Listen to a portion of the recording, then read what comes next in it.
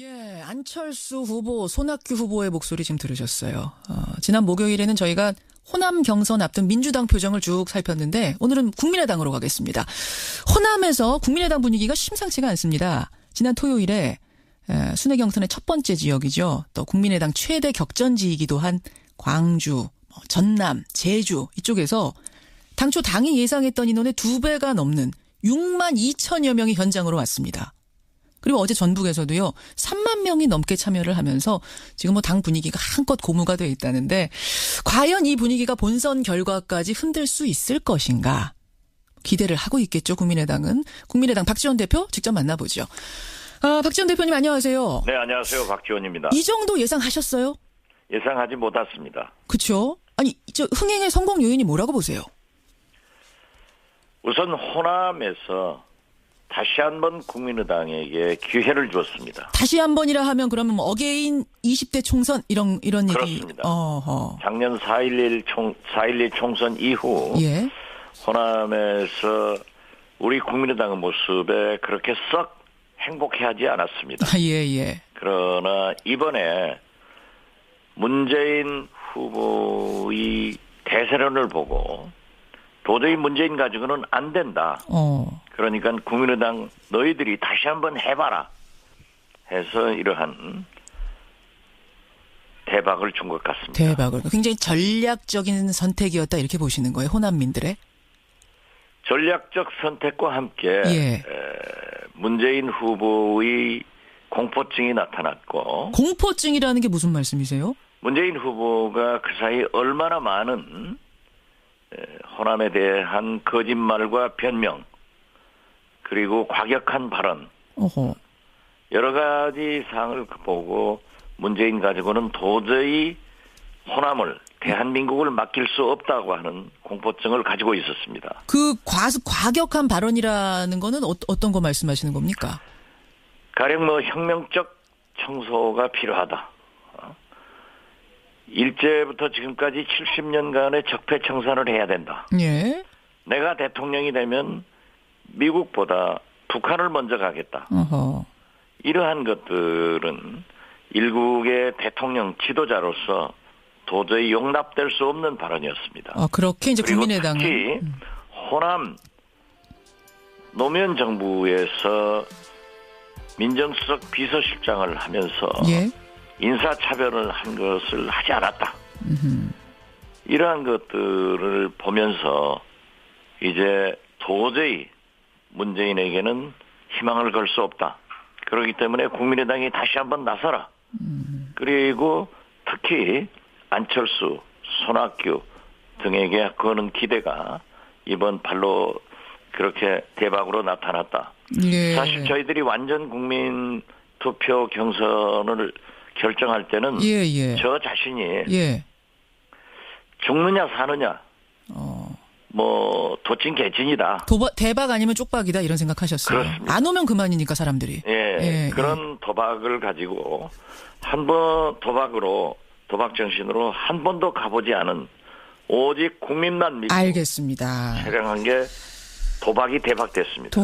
도박이 대박됐. 지금 이제 문재인 후보에 대해서 이러저러한 이유 때문에 결국 호남인들이 견제를 해야겠다고 생각하고 국민의당에 표를 준 게 아니냐는 분석. 물론 문 후보 측에서 이에 대해서 동의하진 않으시겠지만. 우리 후보들의 우수성과 문재인에 대한 공포증이 나타났다. 저는 이렇게 봅니다. 알겠습니다. 안철수 후보가 그중에서도 압승을 했어요. 광주, 전남, 제주 경선에서는 64.6%, 어제 치러진 전북에서는 72.64%. 손학규, 박주선 후보가 어떻게 해볼 수도 없이 그냥 압승을 해버렸는데, 결국 그러면 같은 선상에서 분석을 해본다면 문재인 대적할 사람은 안철수다. 이렇게 호남인들이 보신 거라고 생각하세요? 안철수, 손학규, 박주선 이 세 후보가 지금 경선 중에 있기 때문에 당 대표로서 누가 우수하다라고 얘기하는 것은 중립성을 훼손하니까 굉장히 조심스럽습니다만은 아무래도 호남에서는 지금까지 안철수 후보에 대해서 기대를 하면서도 그렇게 만족하지 못했습니다. 그런데 최근에 TV 토론을 통해서 4차 산업혁명이나 인공지능 이러한 실력 그리고 변화된 연설 예. 그러한 것을 보고 안철수 바뀌었다. 이제 우리가 대통령의 기대해도 된다. 안철수 너 한번 해보아라. 너 한번 해봐라. 그러한 것도 예. 굉장히 나타났다고 봅니다. 알겠습니다. 근데 여기에 손학규 대표를 우리가 영입해가지고 이분의 노련한 경험과 또 보건복지부 장관 경기도지사로서의 경력 실적 이런 것들이 합쳐지기 때문에 상당히 시너지 효과가 났고 이제 국민의당은 안철수 혼자서 하는 당이 아니고 손학규도 박주선도 또 물리학 박사로서 지금 4차 산업혁명 등을 이끌 수 있는 오세정도 신용현도 있다. 알겠습니다. 이런 것들이 평가됐지 않는가.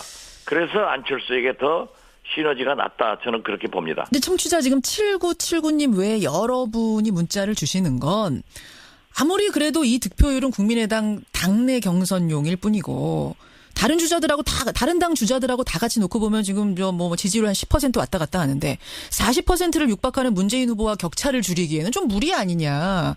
이건 좀 과한 해석 아니냐. 어떻게 생각하세요? 저는 그렇지 않습니다.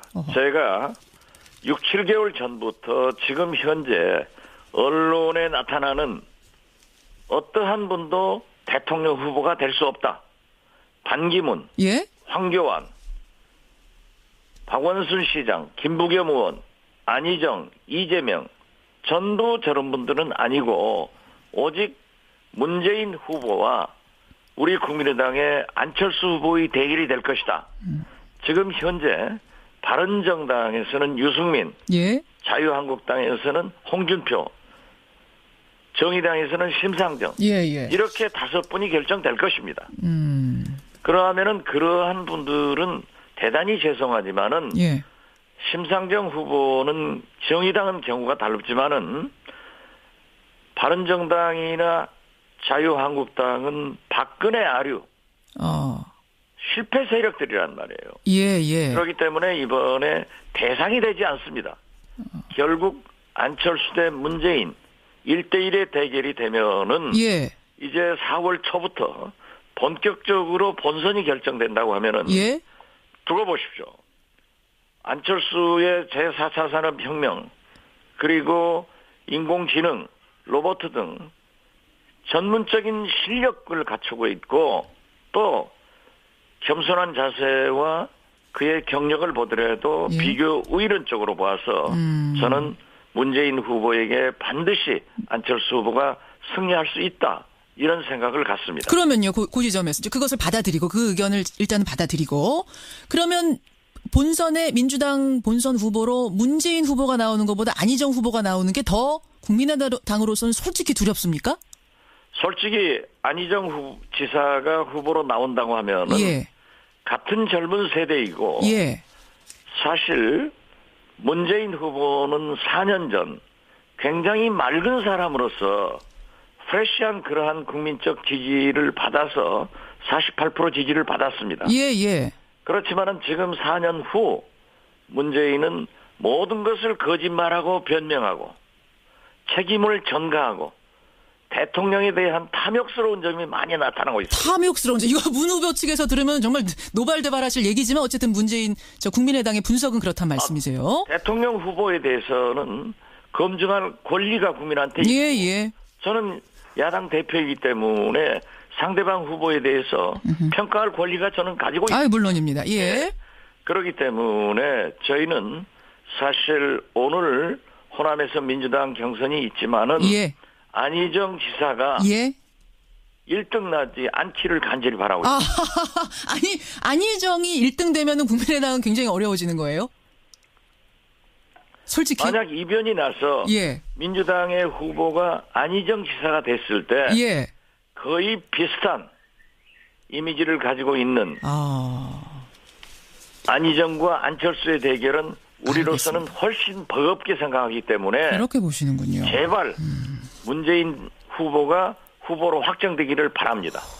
그렇게 말씀하니까 일단 1대1 문재인 후보가 되면 문재인 대 안철수 1대1 구도가 될 거다. 그러면 본선판은 모른단 말씀이신데 그러기 위해서는 본선판은 우리가 이기는 거죠. 모르는 게 아니라 이기는 거다. 지금 이렇게 말씀하셨는데 결국 그럼 1대1 구도를 더 완벽하게 만들기 위해서는 이른바 반문연대라고 표현하더군요. 비민주연대를 해야 되는 거 아니냐. 그러니까 본선 후보가 다 결정되고 나면 국민의당, 바른정당, 자유한국당 하나로 단일화해야 되는 거 아니냐는 얘기가 슬슬 나와요. 어떻게 보십니까? 그런 반문연대의 구도를 가지고 문재인과 대결하려고 하면은 그 자체가 패배주의입니다. 그렇습니까?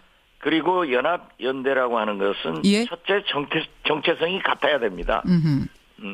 그리고 박근혜 부패 세력과는 함께할 수 없다고 하는 분명한 입장을 우리는 가지고 있습니다. 알겠습니다. 단일화는 할 수 없다. 바른정당, 자유한국당 다 안 돼요? 박근혜 세력 아닙니까? 둘 다? 그렇게 비록 보시면. 바른정당은 탄핵에 동조를 해서 함께한 것은 사실이지만은 아직도 철저한 반성과 그 실패한 이명박 박근혜 정권의 책임에서 자유로울 수 없습니다. 그렇게 보시는군요. 알겠습니다. 박지원 대표님, 일단 호남에서 이른바 대박이 나서 지금 국민의당 주목받고 있는데 앞으로 경선은 또 어떻게 진행이 되는지 관심 가지고 보겠습니다. 오늘 고맙습니다. 네, 감사합니다. 국민의당 박지원 대표였습니다. 그것을 하지 않았다. 이러한 것들을 보면서 이제 도저히 문재인에게는 희망을 걸 수 없다. 그렇기 때문에 국민의당이 다시 한번 나서라. 그리고 특히 안철수, 손학규 등에게 거는 기대가 이번 발로 그렇게 대박으로 나타났다.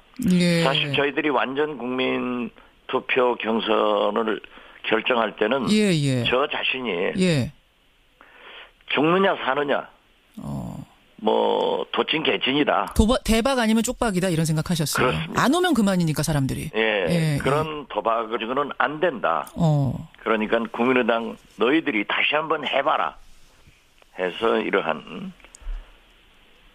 대박을 준 것 같습니다. 대박을. 굉장히 전략적인 선택이었다 이렇게 보시는 거예요. 호남민들의. 전략적 선택과 함께 문재인 후보의 공포증이 나타났고. 공포증이라는 게 무슨 말씀이세요? 문재인 후보가 그 사이 얼마나 많은 호남에 대한 거짓말과 변명 그리고 과격한 발언 여러 가지 사항을 보고 문재인 가지고는 도저히 호남을 대한민국을 맡길 수 없다고 하는 공포증을 가지고 있었습니다. 그 과격한 발언이라는 거는 어떤 거 말씀하시는 겁니까? 가령 혁명적 청소가 필요하다. 일제부터 지금까지 70년간의 적폐청산을 해야 된다. 내가 대통령이 되면 미국보다 북한을 먼저 가겠다. 이러한 것들은 일국의 대통령 지도자로서 도저히 용납될 수 없는 발언이었습니다. 그렇게 이제 그리고 국민의당은 특히 호남 노무현 정부에서 민정수석 비서실장을 하면서 인사차별을 한 것. 안철수 후보, 손학규 후보의 목소리 지금 들으셨어요. 지난 목요일에는 저희가 호남 경선 앞둔 민주당 표정을 쭉 살폈는데 오늘은 국민의당으로 가겠습니다. 호남에서 국민의당 분위기가 심상치가 않습니다. 지난 토요일에 순회 경선의 첫 번째 지역이죠. 또 국민의당 최대 격전지이기도 한 광주, 전남, 제주 이쪽에서 당초 당이 예상했던 인원의 2배가 넘는 6만 2천여 명이 현장으로 왔습니다. 그리고 어제 전북에서도요 3만 명이 넘게 참여를 하면서 지금 당 분위기가 한껏 고무가 되어 있다는데 과연 이 분위기가 본선 결과까지 흔들 수 있을 것인가 기대를 하고 있겠죠. 국민의당은. 국민의당 박지원 대표 직접 만나보죠.